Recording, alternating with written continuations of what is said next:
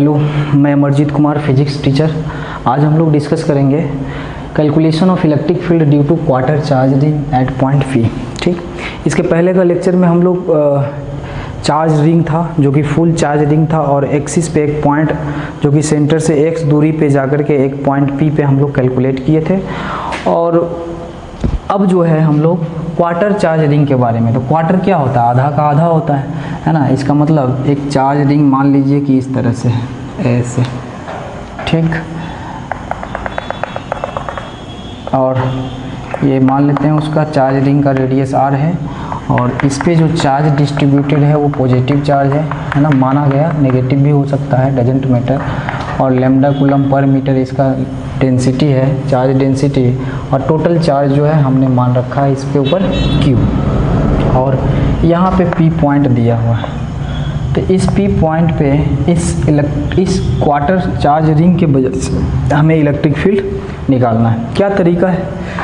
चूँकि ये uniform charge distributed object है तो हम क्या करेंगे, सबसे पहले चार्ज एलिमेंट को कंसीडर करेंगे। और चार्ज एलिमेंट, एक छोटा सा चार्ज एलिमेंट लेंगे और चार्ज एलिमेंट के वजह से इलेक्ट्रिक फील्ड निकालेंगे। और देखेंगे कि अगर अलग अलग चार्ज एलिमेंट के वजह से जो इलेक्ट्रिक फील्ड है उसका डायरेक्शन भी अलग अलग है, तो हम इलेक्ट्रिक फील्ड को दो कंपोनेंट में तोड़ देंगे, एक्स एक्सिस एलोंग और वाई एक्सिस के एलोंग। और फिर सेपरेटली एक्स एक्सिस के कंपोनेंट को इंटीग्रेट करेंगे और वाई एक्सिस के कंपोनेंट को इंटीग्रेट करेंगे, आंसर आ जाएगा, है ना। इसीलिए बार बार हम प्रैक्टिस भी करवा रहे हैं। चलिए, तो यहाँ से हम क्या करते हैं, थीटा पे जाकर के एक डी थीटा, बहुत ही छोटा डी थीटा का एक डी थीटा पे एक हम क्या करते हैं, एक चार्ज एलिमेंट कंसीडर करते हैं। कितना? D Q. समझ में आ गया? इसका चार्ज कितना मान लेते हैं? D Q. अब सोचिए एक चीज़, ये रेडियस कितना दिया हुआ आर। तो सबसे पहले देखो डी क्यू का तो ज़रूरत होगा ही, है ना। तो डी क्यू का वैल्यू कैसे निकालेंगे? तो मान लेते हैं कि इसका लेंथ, थोड़ा ध्यान देना यहाँ पे, इसका लेंथ हम डी एल मान लिए, है ना। जो चार्ज एलिमेंट लिए थे उसका लेंथ कितना? D L. और इस पर वैल्यू कितना है चार्ज का? D Q. तो ये डी एल का वैल्यू कितना होगा, है ना। थीटा बराबर क्या होता है? L by R. एल मतलब arc length divided by radius. तो इसलिए एल बराबर क्या हो जाएगा? Theta R. तो आपको यही डी एल चाहिए ना। तो थीटा इंटू कितना हो जाएगा? तो थीटा की जगह पे डी थीटा लिखोगे और आर लिख दोगे, यानी कि इसको ऐसे लिख सकते हो, डी एल बराबर, थोड़ा गंदा हो गया, D L is equal to R D theta, ठीक। और डी क्यू बराबर क्या होता है? लेमडा इंटू डी एल, यानी कि लेमडा और डी एल के जगह पे आप लिख सकते हो आर डी थीटा। ये हम काम पहले ही कर लिए जो बाद में करना था, है ना, ताकि परेशानी ना हो, स्मूथली आपको सारा चीज़ समझ में आ जाए। अब देखो, ये चार्ज एलिमेंट के वजह से इस पी पॉइंट पे निकालना है इलेक्ट्रिक फील्ड। तो हम यहाँ टेस्ट चार्ज लाते हैं और कहा गया है कि पॉजिटिव टेस्ट चार्ज लीजिएगा, जब थोड़ा ज़्यादा अच्छा रहता है, सिंप्लिसिटी भी रहता है। तो पॉजिटिव टेस्ट चार्ज रखेंगे तो ये भी प्लस रिपेल करेगा, यानी कि इस तरफ डी हो जाएगा, है ना। इस डी क्यू चार्ज एलिमेंट के वजह से इस पी पॉइंट पे इलेक्ट्रिक फील्ड का डायरेक्शन इधर हो जाएगा। कोई स्टूडेंट जो है यहाँ कंसीडर किया होगा चार्ज एलिमेंट, कोई यहाँ भी कंसीडर किया होगा। तो अलग अलग चार्ज एलिमेंट के वजह से हम देख रहे हैं इलेक्ट्रिक फील्ड का डायरेक्शन अलग अलग हो रहा है। इट मीन्स हमें इस जो इलेक्ट्रिक फील्ड आया डी, उसका दो कंपोनेंट करना पड़ेगा अलोंग एक्स और वाई एक्सिस। तो आप खुद देखिए कैसे होगा। तो ये अगर एंगल थीटा है तो ये भी एंगल क्या हो जाएगा? थीटा। और इसका इधर का कंपोनेंट जो हो जाएगा वो कितना होगा? D cos theta. कोई दिक्कत यहाँ पे नहीं। और ठीक इसका इधर कंपोनेंट कितना हो जाएगा? D E sine theta. अब क्या करना है? अब जो है ये एक्स कंपोनेंट है, ये वाई कंपोनेंट है, और सेपरेटली इसको क्या करेंगे? इंटीग्रेट कर देंगे, आ जाएगा वैल्यू, ठीक। तो सबसे पहले डी तो निकाल लें। तो डी बराबर कितना होगा? डी बराबर फॉर्मूला ही होता है सी डैश क्यू। तो क्यू के जगह पे डी क्यू लिखना पड़ेगा। डी क्यू के वजह से ना डी आया था, डिवाइडेड बाई आर स्क्वायर। तो ये भी एक रेडियस का ही काम कर रहा है, तो आर स्क्वायर हो गया, ठीक। यानी कि डी ई बराबर सी डैश डी क्यू के जगह पे कितना रखेंगे, डी क्यू के जगह पे lambda D L divided by कितना आर स्क्वायर। यहाँ तक कोई दिक्कत नहीं है ना। C dash lambda D L divided by R square, D Q के जगह पे इतना लिखा गया।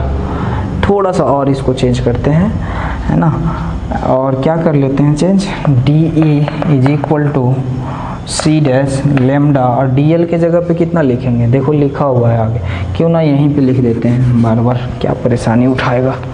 देखो डी क्यू का वैल्यू हम डायरेक्ट निकाले हैं ना जी, यही तो है डी क्यू का वैल्यू, यानी कितना है लेमडा आर डी थीटा।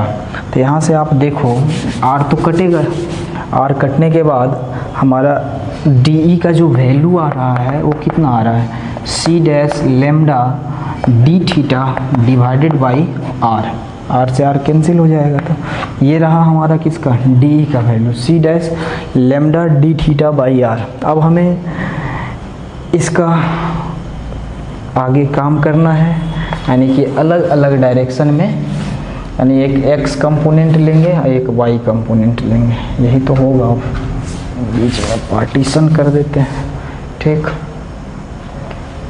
इतना छोड़ ही देते हैं, कोई काम का हो नहीं रहा है। चलिए इधर हम लोग ई एक्स निकालने वाले हैं, यानी एक्स कंपोनेंट, तो इंटीग्रेशन करेंगे। ई एक्स के डायरेक्शन में क्या है, डी ई कॉस थीटा, और इधर जो है वाई का कंपोनेंट निकाल रहे हैं, इलेक्ट्रिक फील्ड का वाई कंपोनेंट, तो कितना हो जाएगा integration D E Y component कितना है साइन थीटा। करो अब काम को आगे बढ़ाते हैं, that is E X this implies D E का वैल्यू कितना जी, डी ई का यहाँ इक्वल टू का साइन दे देंगे, डी ई का वैल्यू कितना है C dash lambda D theta divided by R, और बगल में कौन कॉस थीटा। सारे कांस्टेंट टर्म को बाहर निकालिए, थोड़ा जल्दी जल्दी करते हैं काम, है ना। सारे कांस्टेंट टर्म को बाहर निकालेंगे, यानी सी डैश लेमडा आर तो कांस्टेंट है, तो बचा क्या है उधर cos theta into D theta, ठीक।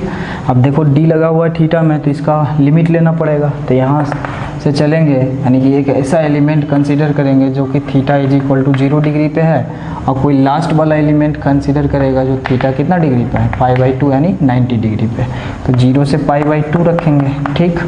तो करो इंटीग्रेशन, और क्या C dash lambda divided by R, और कॉस थीटा का इंटीग्रेशन कितना होता है साइन थीटा, और इधर हो जाएगा 0 से π/2, upper limit minus lower limit, यानी कि आ जाएगा that is C dash lambda divided by R, upper limit कितना हो गया cos sine 90 degree minus sine 0 degree, तो साइन 0 होता है, साइन 90 का वैल्यू 1 होता है, तो यानी कि ई एक्स के तरफ आया, जो कि कितना आया C dash lambda by R. आ गया समझ में। अब कंपोनेंट चूँकि इस डायरेक्शन में है, ई एक्स तो इसी डायरेक्शन में आएगा ना, तो अगर वेक्टर फॉर्म में आपको लिखना है तो ई एक्स के वेक्टर फॉर्म में लिखेंगे तो C dash lambda by R, और unit vector minus I cap से मल्टीप्लाई करना पड़ेगा, इस डायरेक्शन में माइनस आई कैप, ठीक। अब ठीक उसी तरह से वाई का बात करेंगे, तो वाई के लिए क्या है, पहले वैल्यू रख दो डी का, तो C dash lambda D theta by R और साइन थीटा हो जाएगा। अब कॉन्स्टेंट टर्म को बाहर निकालो, सी डैश लेमडा आर, और इधर हो जाएगा sine theta into D theta, ठीक।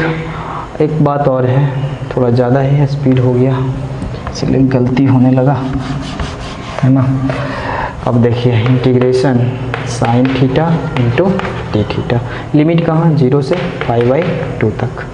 आइए ध्यान दीजिएगा, सी डैश लेमडा आर, और साइन का क्या होता है माइनस कॉस थीटा, और 0 से कहाँ तक π/2 तक। अब देखो इस माइनस को हटाने के लिए क्या करना पड़ेगा, अपर लिमिट माइनस लोअर लिमिट लिखते थे हम, पहले लोअर लिमिट माइनस अपर कर देंगे तो माइनस कॉमन होकर के ये कट जाएगा, that is C dash lambda by R. अब पहले कॉस 0 डिग्री माइनस कॉस कितना 90 डिग्री, यानी π/2 कॉस π/2। अब देखो कॉस 0 का वैल्यू 1 होता है, और कॉस 90 का वैल्यू 0 होता है, तो आप करोगे सॉल्व तो ई वाई जो आया वो आ गया कितना सी डैश लेमडा, इसका वैल्यू 1, तो 1 से मल्टीप्लाई करेंगे तो सेम आएगा। ठीक, ये मैग्नीट्यूड आया। अब डायरेक्शन के साथ अगर वेक्टर के फॉर्म में लिखोगे तो C dash lambda R, unit vector कौन सा, इधर की ओर रिजल्टेंट आएगा ना, तो यानी कि माइनस जे कैप हो जाएगा। ये रहा आपका रिजल्ट, समझ में आ गया होगा, है ना। फिर से एक बार देखना चाहते हैं तो देख लीजिए हमने क्या किया। मेरा काम क्या है, क्वार्टर चार्ज रिंग की वजह से इस पी पॉइंट पे क्या करना है, इलेक्ट्रिक फील्ड कैलकुलेट करना है। तो देख रहे हैं कि ये जो डायमेंशन यानी जो ऑब्जेक्ट दिया हुआ है वो यूनिफॉर्मली उसके ऊपर चार्ज डिस्ट्रीब्यूटेड है। तो पहला हमारा स्टेप होता है कि स्मॉल चार्ज एलिमेंट को कंसीडर किए और उसके वजह से यहाँ पे इलेक्ट्रिक फील्ड निकाले। फिर हमने देखा कि अलग अलग कोई स्टूडेंट चार्ज एलिमेंट कंसीडर करता है तो उसका इलेक्ट्रिक फील्ड का डायरेक्शन अलग अलग होता है। इट मीन्स हम डायरेक्ट इंटीग्रेट नहीं कर पाएंगे, इसीलिए इसका हमने दो कंपोनेंट तोड़ा, एक एक्स एक्सिस के अलॉन्ग, एक वाई एक्सिस के अलॉन्ग, और सेपरेटली हमने बारी बारी से एक्स एक्सिस के तरफ भी इंटीग्रेशन कर दिए और वाई एक्सिस के तरफ। तो एक्स एक्सिस के तरफ किए तो एक्स एक्सिस का कंपोनेंट मिल गया, है ना, और एक वाई एक्सिस का मिल गया रिजल्ट पूरा। तो ये रहा आपका। अब देखिए इसमें और थोड़ा सा आगे बढ़ते हैं, यहाँ तक तो समझ में आ गया होगा। अब मिटाने का प्रयास करेंगे।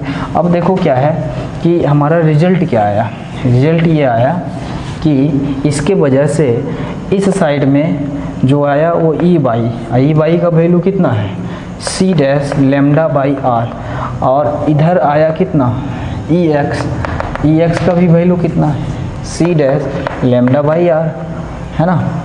तो ये रिजल्टेंट थोड़ी ना है, ई नेट तो नहीं निकला।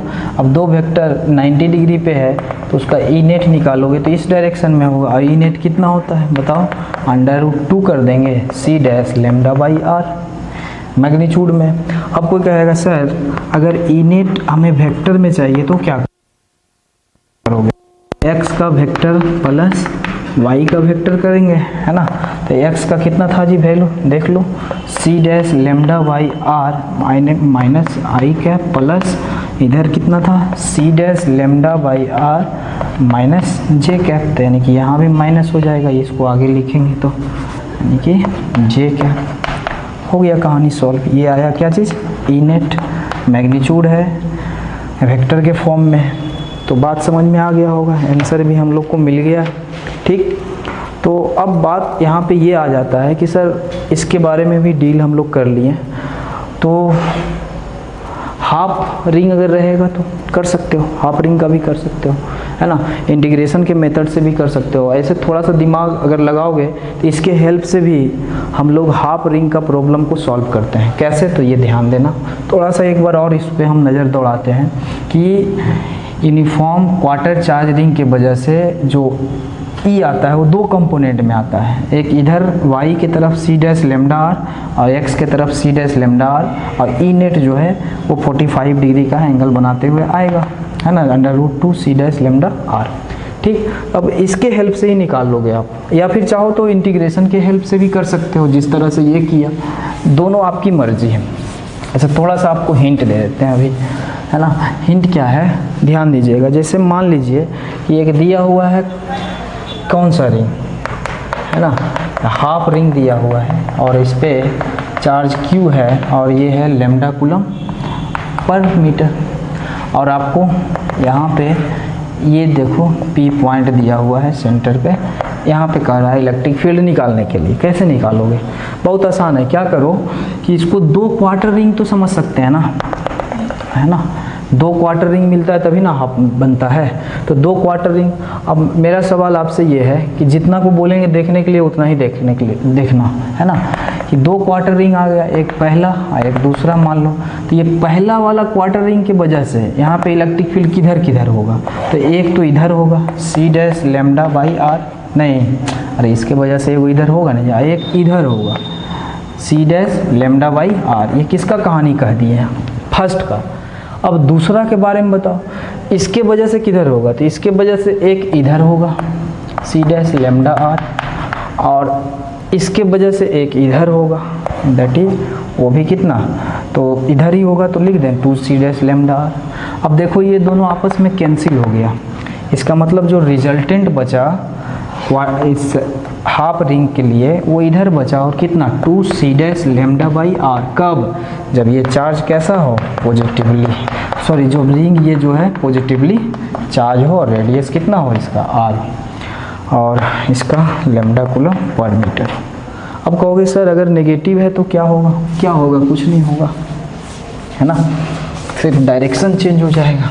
यानी देख लो अगर नेगेटिव होता तो क्या होता है, नेगेटिव है, इस पर नेगेटिव चार्ज है, तो इस पी पॉइंट पे इलेक्ट्रिक फील्ड कैलकुलेट करना है तो यहाँ यूनिट ये टेस्ट चार्ज तो रखेंगे, पॉजिटिव टेस्ट चार्ज, तो वो खींचेगा इसको, तो कितना आ जाएगा, ई नेट इस डायरेक्शन में सेम वैल्यू का रहेगा 2c dash lambda by are. आया समझ में। तो इसी तरह से अगर कहेगा कि क्वार्टर में अगर नेगेटिव होता तो क्या होता, तो अभी बता देते हैं, पहले नहीं बताए थे। तो देखो ये माइनस माइनस है, अब क्वार्टर है तो इस पी पॉइंट पे, अब देखो यहाँ पे तो यूनिट टेस्ट चार्ज को रखो, यानी कि पॉजिटिव टेस्ट यूनिट पॉजिटिव या पॉजिटिव टेस्ट चार्ज को रखोगे तो जो इधर की ओर आता था वो इधर की ओर आने लगेगा, क्या, c डैश लैम्डा आर, और जो नीचे आता था वो कंपोनेंट अब ऊपर हो जाएगा, यानी c डैश लैम्डा आर, और रिजल्टेंट इसका किधर, इस साइड में 45 डिग्री पे ही, कितना, E net that is √2c dash lambda into R. ठीक, कोई दिक्कत यहाँ तक नहीं है। तो इसके ऊपर क्वेश्चन होगा, बनाइएगा। ठीक, अब जो है हम एक जनरल केस लेते हैं, ना क्वार्टर हो, ना हाफ हो, ना फुल हो, ऐसे ही एक आर्क दिया हुआ है, तो क्या करना पड़ेगा, तो वो नेक्स्ट वीडियो में हम लोग डील करेंगे इसके बारे में, है ना, जनरल के बारे में, नेक्स्ट वीडियो जनरल केस लेकर के।